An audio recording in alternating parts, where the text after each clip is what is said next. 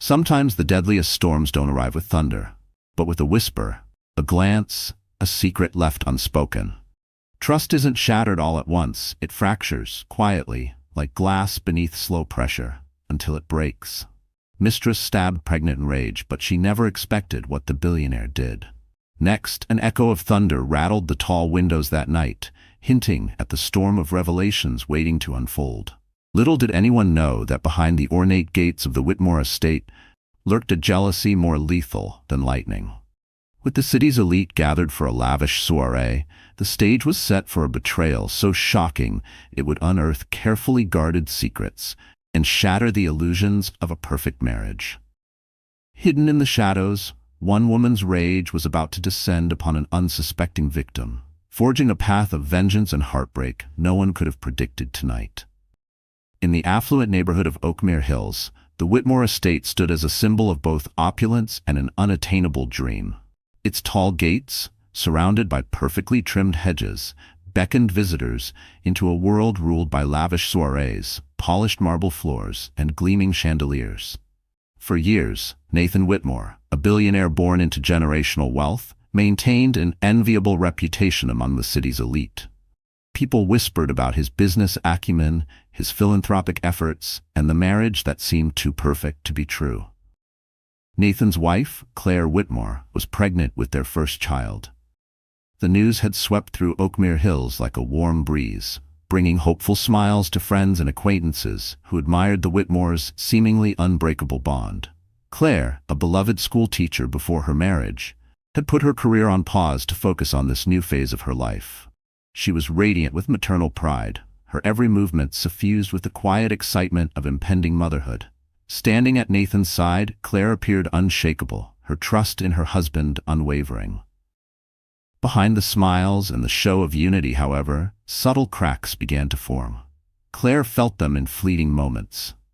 The late-night phone calls Nathan never explained, the visits he made to a new property investment in the city's downtown area, the subtle shift in his demeanor whenever the conversation drifted toward the future. On one hand, Nathan would speak about nursery decorations. On the other, a shadow would cloud his eyes whenever Claire touched on the subject of their baby's name or schooling plans. She tried to rationalize these observations, telling herself that Nathan was just nervous about becoming a father or overwhelmed with his business deals. At the Whitmore's annual masquerade ball, an event so elaborately organized that it set the city's social calendar, Claire first saw Isla. Beautiful, yet understated, Isla didn't command the room with flashy attire or loud conversation.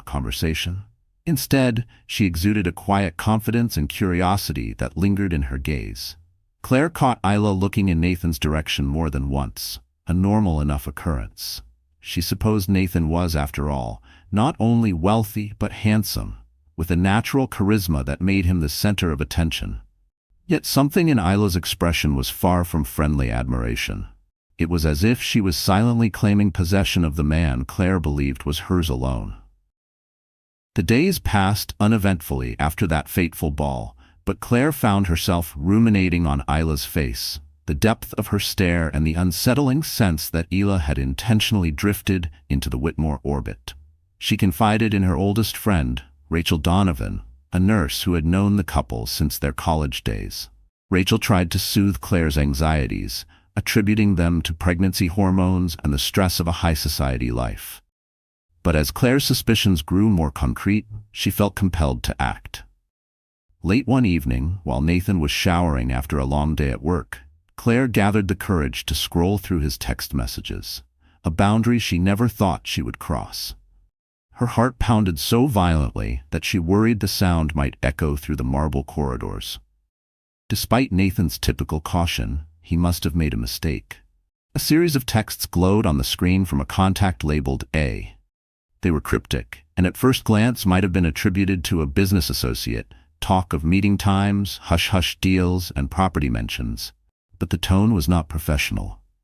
Beneath each exchange ran a current of something personal and intimate that made Claire's hands tremble. Nathan exited the shower, and in a panic, Claire nearly dropped the phone. Hastily, she put it back where she found it and slipped out of the room before he noticed her presence. Deep down, she already knew that the A in Nathan's phone stood for Isla. That single piece of knowledge was the first fissure in the veneer of Claire's perfect life, one that threatened to shatter everything she believed in. Claire tried to confront Nathan about the messages a week later, but her courage faltered. The moment he breathed through the front door, exuding exhaustion and a vague sense of irritation, she watched him in silence, her trembling lips unable to voice the accusations swirling in her mind. She wanted evidence, something more concrete than suspicious texts and a single unsettling impression from the masquerade ball. Yet she felt her baby move inside her, a gentle reminder of the life they'd created together, and a wave of anger at the possibility that Nathan might betray not just her, but their unborn child.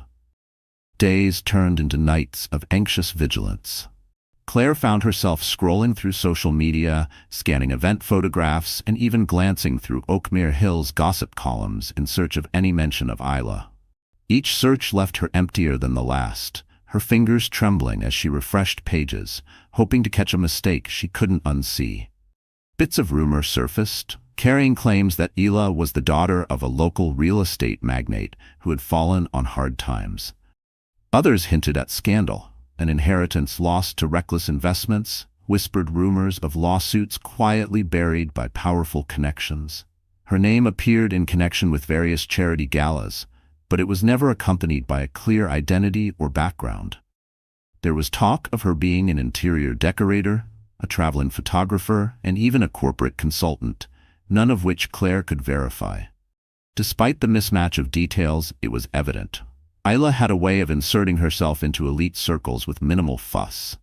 Claire's once peaceful nights became plagued with nightmares, each dream morphing into a twisted replay of Nathan confessing his love for another woman, or Isla smirking behind a mask while Claire stood alone in an empty nursery. Sometimes she woke in a cold sweat, hand instinctively cradling her belly, whispering apologies to her unborn child for dragging them through this storm. The stress began to wear on Claire's health. She developed headaches, and her doctor, Naomi Brooks, a trusted OB/GYN at Oakmere Hills Medical Center, urged her to prioritize her emotional well-being. Stress is dangerous during pregnancy, Dr. Brooks reminded Claire gently during a routine checkup. Nothing is worth risking your health or your baby's. Yet the gnawing suspicion only grew, fueled by brief glimpses of Nathan's phone lighting up during dinner, his hurried apologies as he stepped out to take calls, and the mild annoyance he displayed whenever Claire gently probed him about who he was speaking with. His eyes no longer lit up when she entered the room. There was a hollowness in his smile now, like he was only half present, one foot in their home, the other already walking away. Once, she caught him on the phone near the estate's garden. He abruptly ended the conversation the moment he saw her. The look on his face shifted between guilt and frustration, leaving Claire even more certain that something was wrong. One afternoon, in a moment of steely resolve, Claire left the house with a clear objective: to find Isla. She drove to an upscale bistro called L'Amour, a known hangout for the city's wealthy. She had overheard Nathan mention it on a phone call earlier that week. Sitting at a corner table, Claire nursed a cup of herbal tea, scanning the room for the woman who had haunted her dreams. Suddenly, there she was, Isla, stepping into L'Amour with effortless elegance. She wore a simple black dress that clung to her figure, her polished demeanor radiating a subtle air of confidence. Strangely, she seemed to be alone. Claire waited, pulse racing, to see if Nathan would appear. Instead, Isla took a seat at the bar and exchanged familiar pleasantries with the bartender, who nodded at something she said before disappearing to fulfill her order. Summoning her courage, Claire approached. "Excuse me," she began, her voice wavering just enough that Isla noticed. "I was wondering if we could talk." Isla glanced at Claire's pregnant belly, then back up to her face, recognition flashing in her eyes. "Of course," Isla replied smoothly, her voice betraying no surprise. "Claire Whitmore, right?"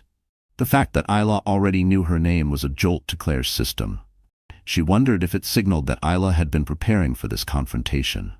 Taking a seat beside her, Claire tried to sound calm.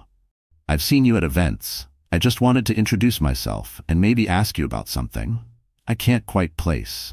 Isla's lips curled in a slight smile. I only attend a handful of events, but I recall the Whitmore masquerade ball. You have a beautiful home. That observation, so politely stated, flamed Claire's insecurities. She took a breath, glancing at Isla's manicured hands, the flawless makeup, and the subtle yet unquestionably expensive jewelry. The resentment that had built up within Claire threatened to erupt, but she fought for composure, reminding herself that she needed the truth before giving in to fury. "You're being so formal," Claire said quietly. "But I have to ask, do you know my husband, Nathan Whitmore?" The question hung in the air, and time seemed to slow. Isla took a sip of the cocktail placed before her, a practiced movement that gave her a moment to choose her words. "We've crossed paths," she said at last. Strictly in a business context, Claire's instinct screamed that Isla was lying. She saw it in the brief hesitation, the flicker in Isla's eyes. Yet, as if mocking Claire's attempt at confrontation, Isla maintained a front of cordial detachment. Pushing further, Claire pressed, "And that business would be?"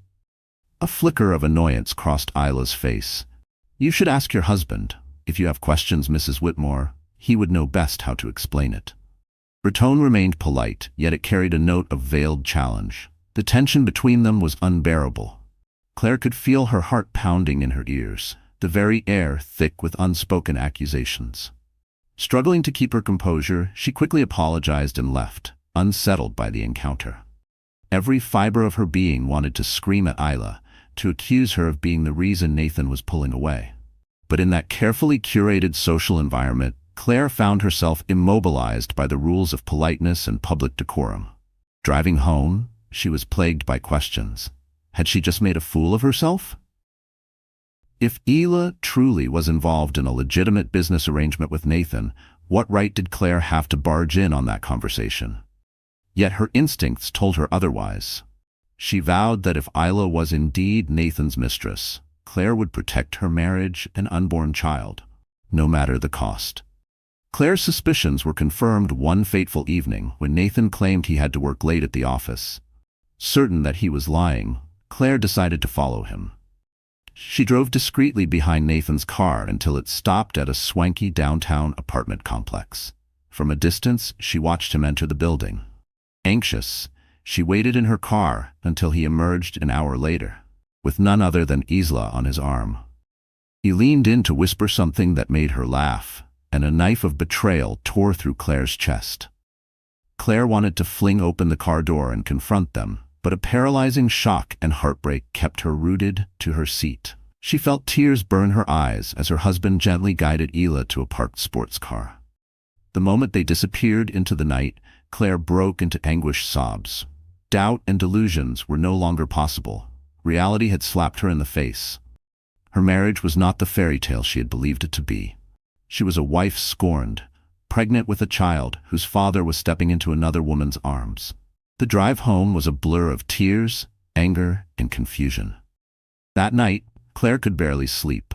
Her mind replayed the image of Nathan and Isla together on an endless loop. The next morning, she confronted Nathan with unwavering resolve. Her voice trembled with fury as she demanded he explain himself.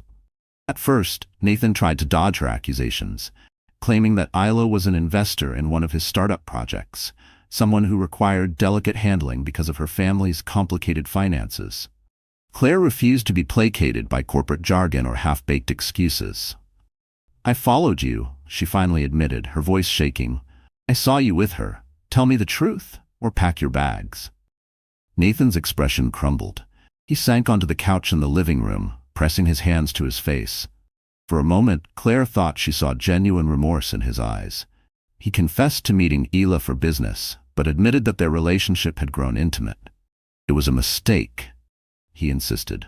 "I got swept up, and she was there offering support at a time. I was overwhelmed with everything. Your pregnancy, the expansions, the looming deadlines. I never meant for it to go this far." Shaking with anger, Claire demanded to know if his affair was ongoing. Nathan hesitated, which was all the answer she needed. The betrayal settled over her like a lead blanket. Everything felt shattered. Her trust, her sense of security, the bright future she had imagined for their soon-to-be-born child. Nathan pleaded with Claire to give him time to fix things, but it was painfully clear that he was flailing between guilt for hurting Claire and an undeniable pull toward Isla. His apologies rang hollow, his promises too late, and Claire found herself staring at a man she barely recognized, one who had traded loyalty for lust. Over the next week, Claire oscillated between sobbing rages and moments of cold detachment. She refused to share a bed with Nathan, choosing instead to sleep in the guest room.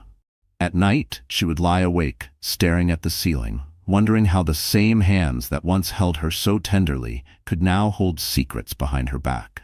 Feeling isolated, she reached out to her friend Rachel, who arrived at the estate and was horrified by Claire's deteriorating emotional state. Rachel urged Nathan to stay away while she helped Claire pack a small bag. If Claire couldn't find peace under the same roof as her unfaithful husband, then it might be best for her to spend a few days at Rachel's apartment to gather her thoughts. Nathan didn't fight it. He simply stood in the doorway, silent, as Claire zipped her suitcase, his guilt heavy in the air, like fog too thick to move through. Claire relented, craving a moment of clarity away from the opulent yet suffocating corridors of the Whitmore estate. She tearfully told Nathan she needed space, that she needed to protect herself and their child from the toxicity his betrayal had unleashed. As Claire settled into Rachel's modest but cozy apartment, she wrestled with the question that plagued her the most. Should she try to salvage her marriage for the sake of her baby? Or should she leave Nathan altogether and face life as a single mother? One minute she would imagine them healing, starting over. The next, she would picture herself delivering alone, free from lies, but heavy with loneliness. Each day brought fresh waves of doubt, but one thing was certain. Claire was determined to confront Ela directly and make it clear that she would not allow this betrayal to go unnoticed or unpunished. Claire's opportunity came when she returned to the Whitmore estate to retrieve some personal belongings she'd left behind. The household staff informed her that Nathan had gone out and wouldn't return until late. No sooner had Claire stepped upstairs to the master bedroom than she heard the front door open and close. Expecting one of the maids, she paid it little mind, until she heard a woman's voice calling out Nathan's name. Tensing, Claire peered over the railing and saw Isla standing in the foyer, wearing a sleek coat and carrying what looked like an overnight bag. The brazenness of the act stunned Claire. Not only was Isla intruding on her marital home, but she apparently believed she had every right to do so. Fury roiled in Claire's gut. She made her way downstairs, determined to expel the intruder. Isla froze, surprise flickering across her face as Claire approached. "Where is Nathan?" Isla asked, her tone subdued but her posture defensive. A trembling rage took hold of Claire. "He's not here," she answered icily. "But I am. The pregnant wife, the one whose life you've helped ruin."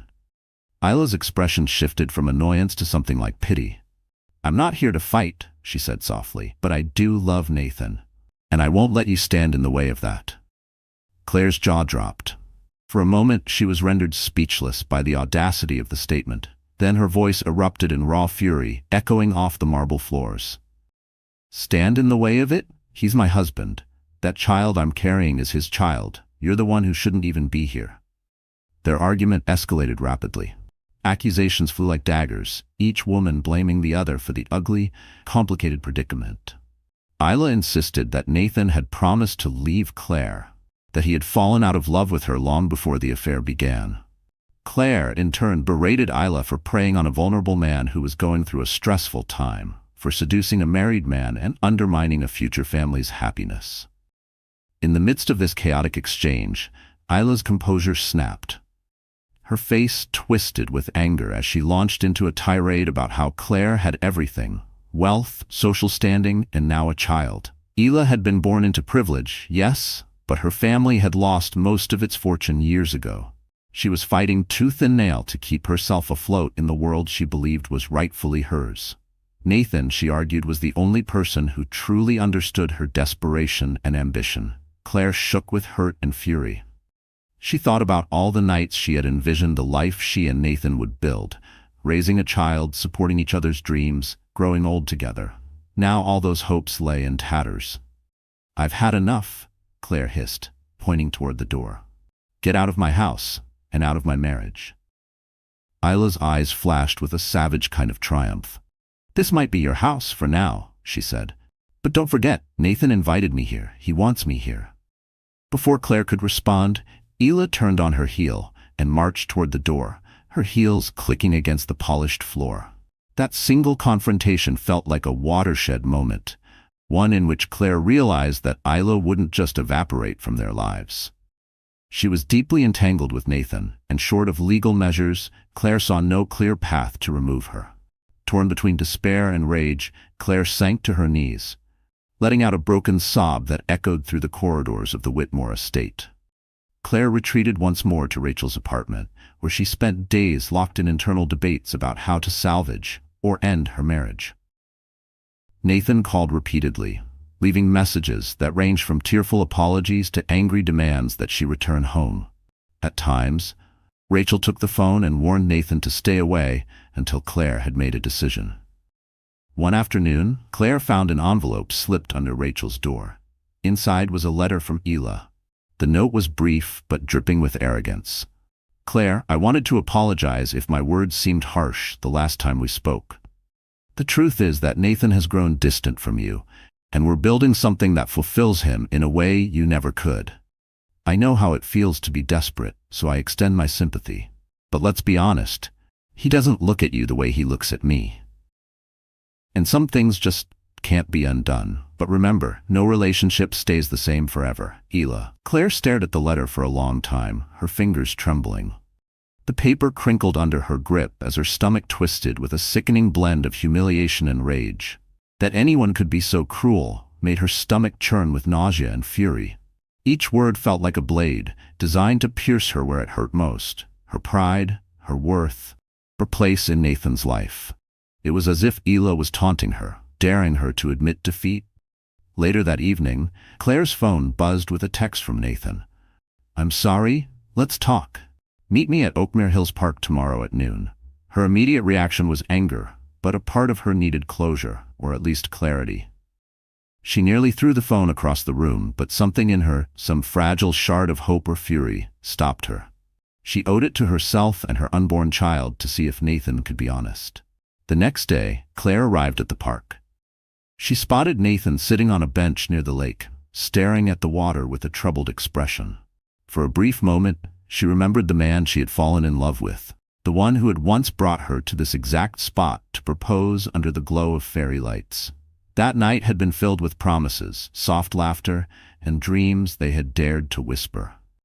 Now, all of it felt like another lifetime.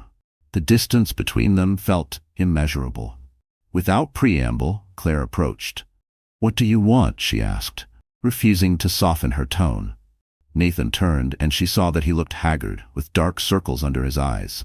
"I want to fix this," he began. "I want my child to grow up with two parents who love them. I know I made a mistake, a huge mistake, but I'm willing to do whatever it takes." Claire's anger flared. "You're willing to do whatever it takes? How about ending your relationship with Isla?" Nathan hesitated, his silence speaking volumes. The wind rustled the autumn leaves around them, filling the emptiness of that pause with nature's whispered accusations. "Finally," he said, "I don't know if I can just let her go. I'm conflicted." Claire could almost hear her heart splinter. "You're choosing to be conflicted over your wife and child?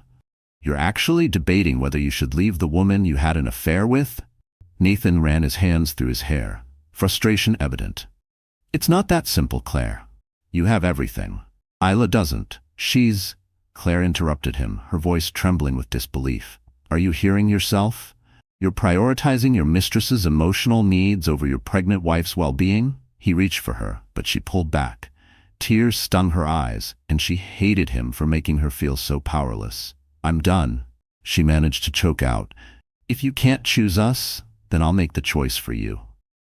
She turned on her heel and left, ignoring his calls for her to wait. She felt that any moment she lingered would only deepen the pain. Despite her brave words, that night was one of the hardest of Claire's life. She collapsed into sobs, comforted only by Rachel's unwavering support. What haunted her most was the sense of looming danger. Isla's note echoed in her mind, a grim reminder that Isla was not content to remain quietly in the background. There was a predatory edge to her actions, a vibe that suggested she would do anything, absolutely anything, to secure Nathan for herself. About a week later, a surprising visitor knocked on Rachel's apartment door. Detective Marcus Grant, wearing a worn trench coat and sporting a sympathetic gaze, introduced himself. He mentioned that he was investigating a break-in and vandalism case at the Whitmore estate. Nathan had reported that someone had broken into Claire's old art studio at the back of the property, smashing several paintings she had created and leaving behind hateful graffiti directed at her. Detective Grant asked Claire if she had any idea who might hold a grudge against her. Stunned, Claire could only think of one name: Ela. However, she lacked proof. "I have an enemy," she admitted, the word feeling foreign on her tongue. "But I can't say for sure it's her. She's involved with my husband." She detailed the affair and Ila's threatening behavior, including the letter. Although Grant listened patiently, Claire sensed his skepticism. Ila, after all, came from a socially well-connected family. The detective assured Claire that he'd look into the matter, but reminded her that the case hinged on evidence. While the investigation took place, Claire found herself clinging to her last reserves of resolve. With Rachel's help, she filed for a temporary restraining order against Ela, citing the threatening letter and the disturbing vandalism at the estate. Though uncertain if it would be granted, Claire felt a bit of relief taking proactive steps. A week later, a judge granted the order, mandating that Ela keep her distance from Claire under penalty of legal repercussions. Still, Claire couldn't shake the feeling that a piece of paper wouldn't stop a woman who had already drawn blood. Even this legal measure felt like a band-aid over a wound that was still bleeding each day. Claire's pregnancy advanced, bringing her closer to a delivery date she had once viewed as the culmination of her happiest dreams. Now, it felt overshadowed by heartbreak and the constant gnaw of fear that Ela's aggression might escalate. Each flutter of the baby's movements brought both comfort and dread, reminders of life growing inside her, even as danger stalked just beyond the walls. It was around this time that Nathan began to call again, more frequently. Sometimes Claire answered in a moment of weakness, hoping for a miracle. Each conversation ended in tears and frustration. Nathan still professed love for Claire but refused to cut Ela out of his life completely. As infuriating as it was, Claire almost felt sorry for him. He sounded like a man trapped between guilt and lust, unwilling to do the hard work of choosing a path and dealing with the consequences. But pity could only go so far, especially when it was her safety, her sanity, and her child's life at stake. In quieter moments, Claire found herself blaming not just Ila, but also Nathan, for giving Ila the power to destroy their marriage. He hadn't protected their home. He hadn't protected her. She vowed that if Nathan couldn't make the right decision, she would. A plan began to form in the back of her mind, to leave Oakmere Hills altogether. Start fresh in another city where she could raise her child without the specter of infidelity looming over her. Yet a lingering part of her still yearned to see if Nathan would come around, if the man she once knew would fight for his family instead of clinging to a doomed affair. That hope, fragile and flickering, was the only thing that kept her from packing her bags that very night. One stormy evening, just as the last vestiges of daylight surrendered to night, Claire found herself alone at Rachel's place. Rachel had gone to cover a double shift at the hospital. The wind howled outside, lightning flickering across the apartment's windows. Claire tried to distract herself by browsing online baby items, selecting pastel-colored blankets and nursery furniture that might bring comfort in the uncertain future ahead. Suddenly, a frantic pounding rattled the door. Claire's heart leapt into her throat. She approached cautiously, peering through the peephole. To her horror, she recognized Ela. Her hair and coat were soaked from the rain, her eyes wide with a feverish intensity. Claire's first instinct was to ignore her, pretend she wasn't there. But Ela began shouting, her voice muffled by the door, yet still clear enough to convey desperation. "Open up, Claire. I need to talk to you. It's about Nathan." Claire's mind whirled with conflicting emotions. Was Nathan hurt? Did Ila have something important to say? She hesitated, acutely aware of the restraining order, but concern for Nathan overrode her caution. She opened the door a crack, bracing her foot against it in case Isla tried to force her way in. "What do you want?" she demanded, struggling to keep her voice steady. Isla's eyes flickered to the door chain. "Nathan is in trouble," she claimed breathlessly. "He got into a car accident and he's asking for you. He won't talk to me." Claire's heart lurched. She pictured Nathan lying in a hospital bed, calling her name in pain. Despite the anger she felt, the bond they shared was not so easily severed. "Where is he?" she asked, her voice trembling. That split second of distraction was all Isla needed. She shoved the door with surprising strength, dislodging the chain and knocking Claire backward. Startled and off balance, Claire fell to the floor. Isla charged inside, slamming the door shut behind her. Before Claire could get up, Isla was standing over her, eyes blazing with malevolent intent. "You stupid, spoiled brat," Isla hissed, her voice shaking.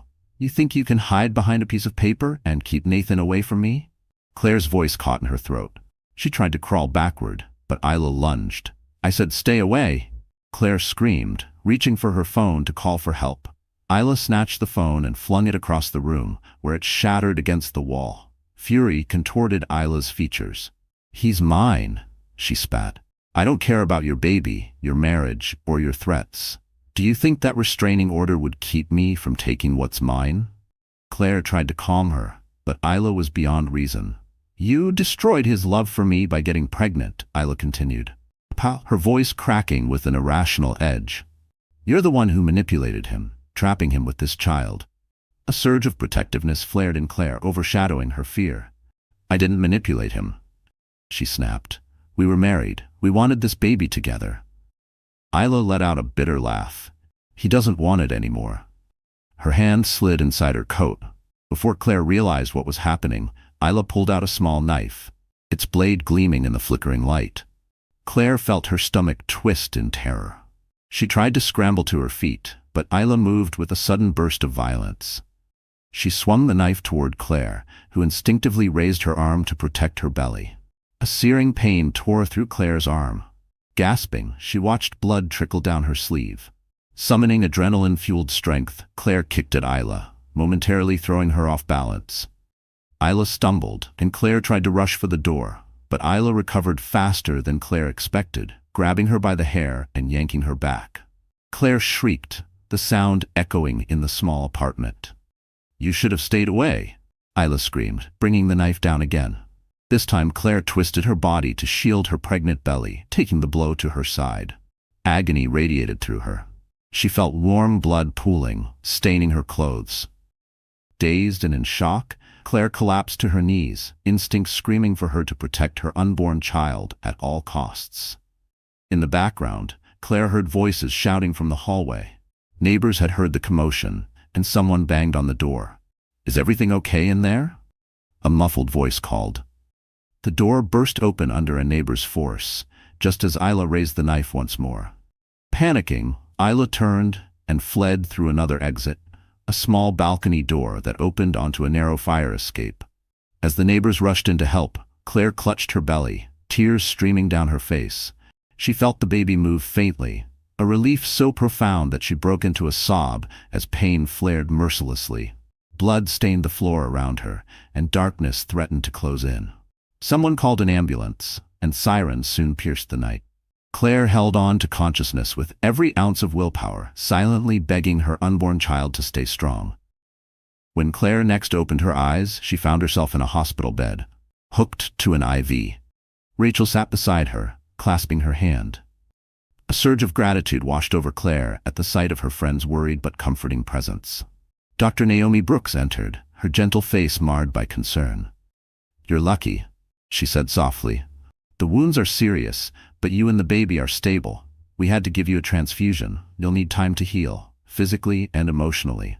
Claire nodded weakly, tears of relief gathering in her eyes. I was so scared," she whispered, her voice shaking. She glanced down at her bandaged side and arm, wincing at the memory of Isla's blade tearing through her flesh. A uniformed police officer, accompanied by Detective Marcus Grant, appeared at the doorway. Detective Grant's normally stern face was suffused with sympathy as he took in Claire's condition. "Ms. Whitmore," he began gently, "we've issued a warrant for Isla's arrest. Your neighbor's statements corroborate your account. We'll find her." "Where is Nathan?" The question slipped from Claire's lips before she even realized she'd asked it. Rachel squeezed her hand, as if apologizing. Detective Grant cleared his throat. "He's on his way here. We spoke to him. He was distraught when he heard what happened." Part of Claire wanted to see Nathan, needed the comfort of the man she had once loved so deeply. Another part felt a cold fury at his role in enabling Isla's presence in their lives. His failure to draw boundaries had left her bleeding on a hospital bed. If he had cut Isla off earlier, would they be in this situation now? A few hours later, Nathan walked into the hospital room. He looked drawn and haggard, as if he hadn't slept in days. Guilt hung over him like a storm cloud. He paused at the doorway, unsure if he even had the right to enter. Claire refused to meet his gaze at first. Instead, she stared at the sterile white walls, replaying the harrowing events in her mind. The beep of the monitor beside her was the only sound between them, steady, unforgiving. "I'm so sorry," Nathan croaked, his voice heavy. "I never thought Isla would do something like this." Claire swallowed hard, her voice trembling with a mixture of pain and anger. "But she did, because of you, Nathan, because you couldn't let her go." He fell to his knees beside the hospital bed, tears brimming in his eyes. "I know I've made terrible mistakes. I swear I had no idea she was capable of violence. I was going to end it with her. She wouldn't accept it." Claire closed her eyes, feeling drained beyond measure. "I don't know how to trust you anymore," she whispered. "She tried to kill me, Nathan. She tried to kill our baby." Her voice cracked on the last word, and for a moment, even Nathan's breath hitched. He bowed his head. "I'll do anything," he murmured, voice cracking. "Anything to make this right." But the damage was done. Claire felt a profound emptiness, an unbearable weight of betrayal, fear, and heartbreak. She knew she wasn't ready to forgive. The stabbing had ripped open not just her body, but the illusions she had harbored about her marriage. Every vow, every promise, every dream now lay in shards around her hospital bed. As Nathan hunched over in remorse, Claire felt only a hollow ache, uncertain if time or love could ever mend what was now broken. Isla was apprehended 2 days later at a motel just outside Oakmere Hills. The story of the billionaire's pregnant wife stabbed by the mistress spread through local media like wildfire. Gossip columns feasted on every salacious detail, painting Isla as an unhinged gold digger who had targeted Nathan Whitmore for his wealth and influence. Overnight, Isla's social standing disintegrated. Acquaintances, upon hearing the news, distanced themselves in record time. Detective Grant led the investigation with a thoroughness that bordered on relentless, determined to compile airtight evidence against Isla. Security footage from Rachel's apartment complex corroborated witness accounts. Additionally, the judge had already granted Claire a restraining order. Isla had violated it in the most violent way possible, cementing the severity of her crime.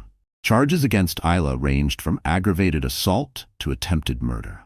Meanwhile, Nathan tried desperately to reconcile with Claire, making daily visits to the hospital until she was discharged. He offered to hire the best private security to protect her.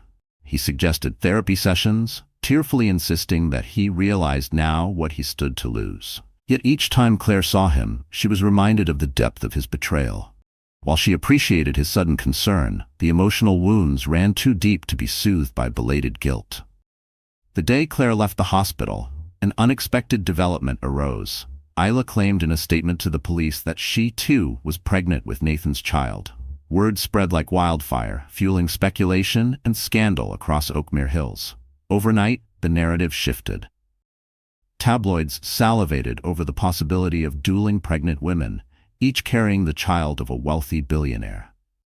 Isla's accusations were deemed questionable, especially given her mental instability, but the claim alone was enough to stir up chaos. Shaken, Claire confronted Nathan about the possibility that Isla might be telling the truth. He looked equally troubled, swearing that he had always been careful with Isla, that he didn't believe she was pregnant. But the seeds of doubt were planted. The thought that Claire's child might share a sibling born from this violent, toxic affair was almost too much to bear. Even Rachel, who despised Nathan for his role in the entire tragedy, advised Claire to confirm or refute Isla's claim. "You need to know," she said gently, For your own peace of mind. Claire agreed, and Nathan volunteered to arrange for a paternity test if Isla would consent. In the meantime, Claire tried to stay focused on her own recovery, attending prenatal checkups where Dr. Naomi Brooks reassured her that, though her injuries were serious, her baby remained healthy and strong. As the trial date loomed for Isla, Claire found herself in a swirl of conflicting emotions. Part of her wanted to see Isla locked away for good, ensuring her child would be safe from further harm. Another part remained haunted by pity, for a woman so consumed by desperation and obsession that she had thrown her life away. Worst of all, a quiet corner of Claire's mind acknowledged the role Nathan had played in fueling the entire catastrophe. If he had been honest, if he had ended his affair before it escalated, none of this might have happened. The day of Isla's preliminary hearing arrived with the usual media frenzy. Photographers lined the courthouse steps, eager to capture shots of the pregnant victim, the accused mistress, and the billionaire husband caught in the crossfire. Claire, wearing a long-sleeved blouse to hide her healing wounds, walked into the courtroom flanked by Rachel and a private security guard Nathan had insisted on hiring. Isla entered in handcuffs, her once glamorous demeanor replaced by hollow cheeks and a hardened glare. She did not look pregnant, but the mere possibility hung in the air like a dark cloud. She locked eyes with Claire, an undercurrent of hatred seething beneath her surface composure. During the hearing, the prosecution presented their evidence, highlighting Isla's repeated violations of boundaries, her threatening letter, and the brutal attack at Rachel's apartment. Isla's defense attorney attempted to paint her as a woman driven to emotional extremes by Nathan's manipulation, claiming he had made grand promises of divorce and a new life, only to renege when Claire's pregnancy complicated matters. The defense further alleged that Claire had provoked Isla, cornering her into a state of violent desperation. The turning point came when Detective Marcus Grant took the stand, meticulously detailing how the crime scene evidence contradicted Isla's claims of self-defense. Neighbors testified to hearing Claire scream for help, describing the violent break-in. The judge ruled in favor of proceeding to trial, and Isla was remanded to custody without bail, given the severity of the charges. Outside the courtroom, Claire felt torn between relief and fear. Knowing a lengthy trial lay ahead, she found no comfort in Nathan's company, who lingered near her like a shamed dog. The final blow of the day came when Isla's lawyer leaked a document to the press, a purported sonogram that Isla claimed was hers, fueling even more speculation about her alleged pregnancy. Nathan and Claire retreated from the ensuing chaos, heading straight home to the Whitmore estate for a tense discussion. Sitting in the drawing room of the estate, Nathan looked more fragile than Claire had ever seen him. Gone was the confident entrepreneur used to commanding boardrooms and social galas. In his place sat a man haunted by guilt, fear, and regret. Claire, still too weak for extended confrontations, sat quietly, waiting for him to speak. "You deserve better than this," he finally said. Nathan finally said, his voice low, "I can't undo what happened, but I want to take responsibility. I need to protect you and our child, financially, physically, and emotionally." Claire studied him, uncertain. "What are you saying?" Nathan inhaled shakily. "I've spoken with my attorneys. I'm going to file for divorce from you." Claire's eyes widened in shock, her heart pounding at the perceived betrayal. He quickly raised a hand as though to stop her from reacting. "Not because I want to be with Isla," he clarified, "but because I've caused you enough pain, and I'm not sure I can ever regain your trust. I think you and the baby deserve a fresh start, free from my mistakes." Claire stared at him, her emotions a riot of betrayal, relief, and heartbreak. She didn't know how to respond. For months, she had demanded that Nathan choose her unequivocally. Now, he seemed to be doing the opposite, severing ties in a gesture that might be interpreted as noble or as cowardly, depending on one's perspective. He continued, his voice trembling. "I'm transferring a substantial portion of my assets into a trust for you and the baby. You'll never have to worry about money. I know it's not enough to atone for what I've done, but it's a start. I don't expect you to forgive me or ever want me back. I just want you safe." Tears slid down Claire's cheeks. She had fantasized about leaving, about building a new life elsewhere. Yet the finality of it all, Nathan handing her a divorce and effectively admitting he'd lost the right to be her husband hit her harder than she had anticipated. A swirl of questions crowded her mind. Was this truly the best path forward, or was it another impulsive decision, fueled by guilt? "I never wanted your money," she whispered, her voice thick with tears. "I wanted your love, your loyalty." He nodded, gaze downcast. "I know, and I failed you in the worst way. Maybe someday we can find a different path, but right now, this is what I can do." In that moment, Claire felt both heartbreak and an odd sense of release. This was not the fairy tale ending she had envisioned, nor was it an easy resolution. But perhaps it was a necessary one. The illusions that once bound them had shattered. Acceptance, no matter how painful, was the only way forward. While the divorce proceedings began, Ila's criminal trial loomed. Tensions simmered throughout Oakmere Hills. Claire found herself in a limbo of uncertainty, focusing on her physical recovery and planning for life after the final gavel struck on her marriage.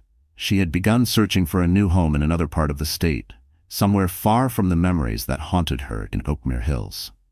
Each real estate listing she browsed felt like a quiet rebellion against everything that had once defined her. The marble floors, the chandeliers, the illusion of perfection.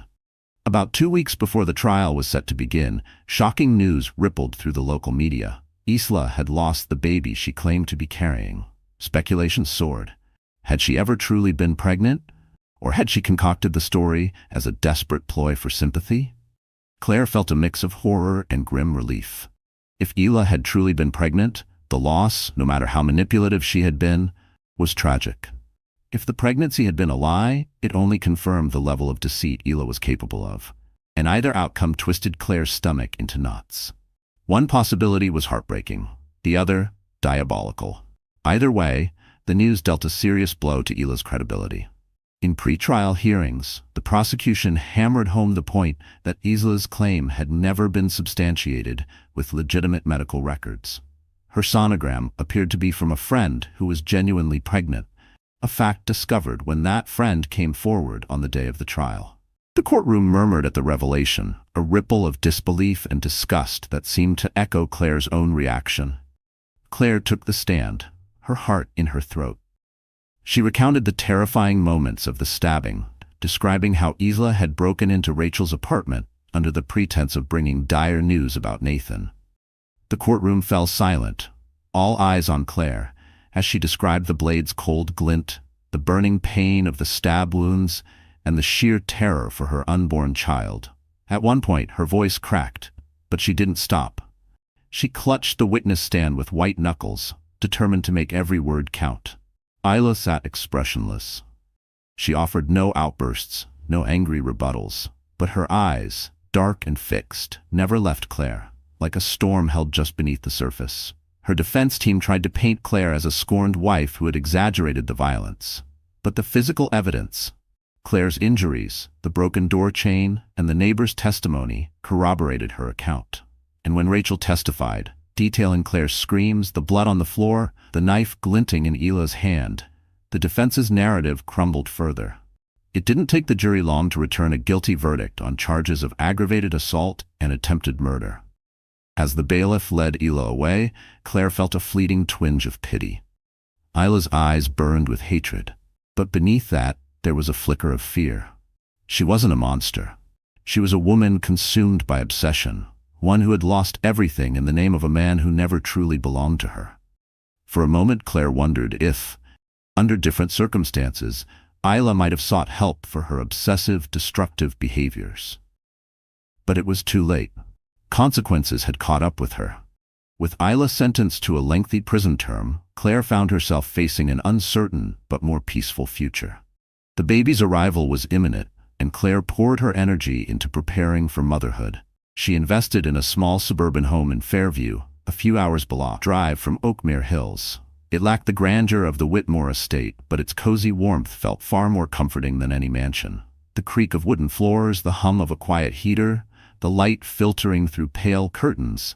Here, she could breathe again. Nathan followed through on his promise, finalizing the divorce and setting up a trust for Claire and the baby.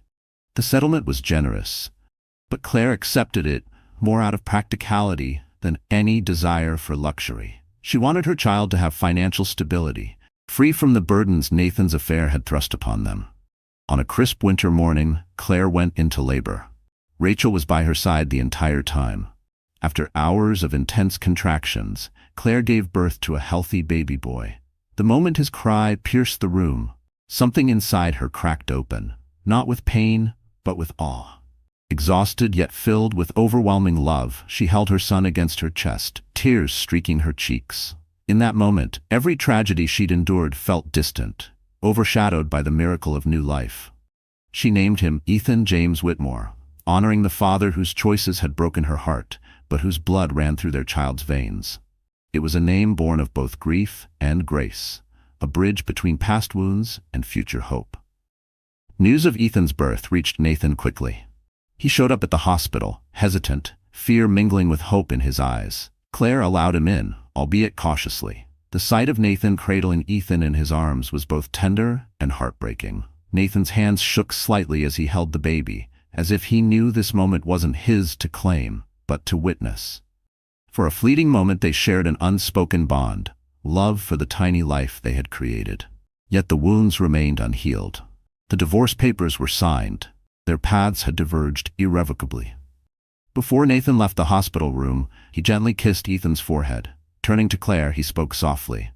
"Thank you. He's perfect." Claire managed a small smile, tears blurring her vision.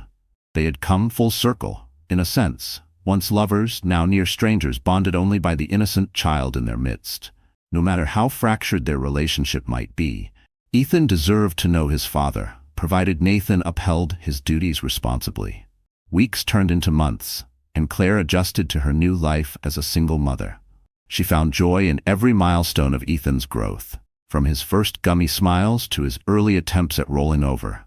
Some nights, she would hold him long after he fell asleep, whispering promises she never got as a wife, but would give without hesitation as a mother. In those fleeting moments, the traumatic memories of Isla's attack and Nathan's betrayal felt like a distant storm. The scars on her body reminded her of the darkness she had survived. But each smile from Ethan offered a ray of hope. Nathan visited occasionally, always respectful of Claire's boundaries. Their interactions remained polite, tinged with the quiet sadness of what might have been. Sometimes, Claire caught a glimpse of regret in Nathan's eyes, as though he recognized the enormity of his loss. He never pressed for reconciliation, perhaps understanding that too much had transpired between them. Isla's case eventually faded from the headlines. She would spend a large portion of her life in prison, haunted by the choices she had made. Whatever dreams she once had, they were now caged behind steel bars, just like the obsession that had consumed her. The Whitmore name retained some of its old luster in Oakmere Hills, but the scandal had left an indelible mark. Claire's former acquaintances still gossiped about the affair and the attack. Yet as time went on, the city found new scandals to fixate upon.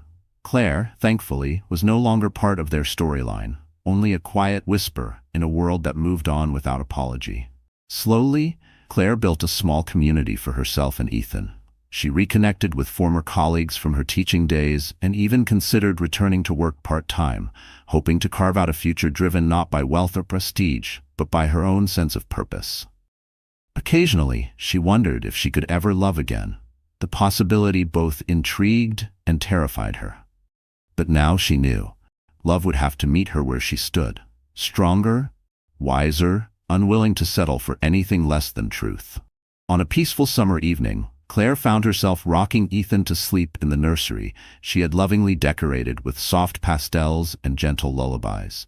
As she gazed down at her son, she whispered a silent vow to protect him from the chaos that had once threatened his life. She had learned the painful truth that illusions, even grand ones, can shatter in an instant. Yet from the shards, one can still forge a new path, built on truth, not make-believe. In the end, Claire realized that the greatest wealth she could ever possess wasn't Nathan's fortune or social status. It was the wisdom earned through heartbreak, the love she shared with her child, and the strength to move forward, determined never again to let another person's disloyalty define her worth. Real trials don't always come with clean exits or satisfying revenge. Sometimes, The real victory is survival. The quiet rebuilding of a life on your own terms. Claire made the agonizing choice to stand on her own, refusing to let betrayal destroy her or endanger her unborn child. While Nathan was forever marked by the consequences of his affair, and Isla paid a steep price for her violent obsession, Claire found power in embracing her new reality. She learned that true security doesn't come from wealth or reputation. It comes from self-respect, courage, and an unshakable resolve to protect what matters most. Dear friend, life rarely announces its most important lessons with a warning. Like Claire, we often learn not through comfort, but through chaos, and sometimes through the silence that follows the storm. The Stoics believed we can't control what happens to us, only how we respond. Claire's story is living proof of that. She didn't choose betrayal, heartbreak, or fear, but she chose what came next. She chose to rise. If you're walking through your own dark chapter right now, remember, strength doesn't always roar. Sometimes it's the quiet voice that says, "I'll begin again." And that is enough. You are more than what broke you. You are who you become after. If this story moved you, if it gripped your heart, or simply reminded you of your own strength, please take a moment to like this video, share it with someone who needs it, and subscribe to our channel. Your support means everything. It helps us continue telling stories that heal, inspire, and remind us we're not alone in our storms. Until next time, stay grounded when the world shakes, stay brave when the sky darkens, and always, always cherish those who stand by you when the thunder rolls.